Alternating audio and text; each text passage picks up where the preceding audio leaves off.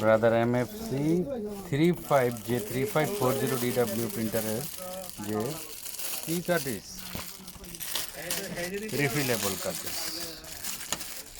এখন এটার মধ্যে কোনটা সমস্যা? কারণ এটা ব্ল্যাকে না, ম্যাজনটা ছিল না, আমি এই করছি রিফিল করা হয়েছে নাকি? না না ব্লাইন্ড করে দিছো নাকি? ব্লাইন্ড করার দরকার নাই, আমরা যে কার্টিজগুলো আছে এই কার্টিজগুলো ওপেন করি, দেখি। ওপেন করো, একটা একটা করে ওপেন করো। এই যে এখানে টান দাও, ছিল ওইগুলো ছিল। এটা কি, এটা কি তুলে ফেলতে হয় না? ফুল এদিক দিয়ে হাওয়া ঢুকে না?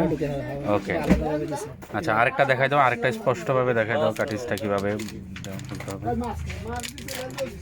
এইগুলা কিন্তু পিগমেন্ট কালি, হ্যাঁ? আরে হ্যাঁ, এগুলা পিগমেন্ট কালি কিন্তু। হ্যাঁ, ওকে। ম্যাজেন্ডা, ইয়েলো,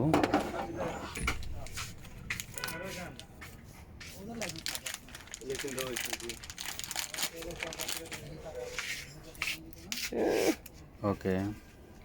এটা না করলে ক্লিন বা কাজ করা যাবে না, কারণ এখানে হ্যাঁ এয়ার স্পেস আছে। এটা হচ্ছে ব্ল্যাক।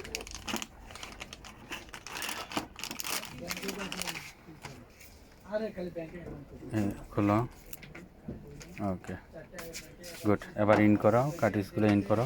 তোমার হাত থেকে এটা যে পড়ে গেছিলো, এটার কেন পড়ে গেছিলো একটু বলতে পারবা? এটা কি রাত্রে তুমি এই রূপাটাটিন গ্রুপের যে অ্যালার্জির ওষুধ এটা খাইছিলে, এই জন্য হাত থেকে পড়ে গেছে এরকম কিছু একটা না? আচ্ছা আচ্ছা, ওকে। পুশ করতে হবে। কালিটা কোথা থেকে লাগলো? ওকে, পুশ করো যেন ওই যে রাবারটা ইয়ে হয়, এটা জোরে চাপ দিতে হবে। চাপ দিলে যেন এখানের যে পলিটা এটা ফেটে যাবে। ঢুকে যাবে নাকি? ঢুকে যাবে। এই যে ঢোকা হয়ে গেছে। এখন এইটা লাগানোর পরে, এটা ক্লোজ করার পরে এখানে একটা মেসেজ আসবে। এই মেসেজটা যদি আমরা একবার নো দেই, আর এই কার্টিজটা এই মেশিনের মাদারবোর্ডে আর কখনো ডিটেক্ট করবে না। ওকে, এটা একটা খুব গুরুত্বপূর্ণ বিষয়। এই কার্টিজ যেহেতু এটা নন জেনুইন কার্টিজ, সুতরাং এই নন জেনুইন কার্টিজটা মেশিনটা রিড করবে। প্রথমে রিড করে দেখবে এটা নন জেনুইন। আমি যদি মেশিনকে পারমিশন দেই যে এটা নন জেনুইন ইউজ হবে, দেন এই কার্টিজটা ইউজ হতে পারবে। আর যদি এটা পারমিশন না দেই, তাহলে এই মেশিনের মধ্যে এই মাদারবোর্ডে এই কার্টিজ আর ইউজ হবে না। ওকে, ক্লোজ করে দিলাম।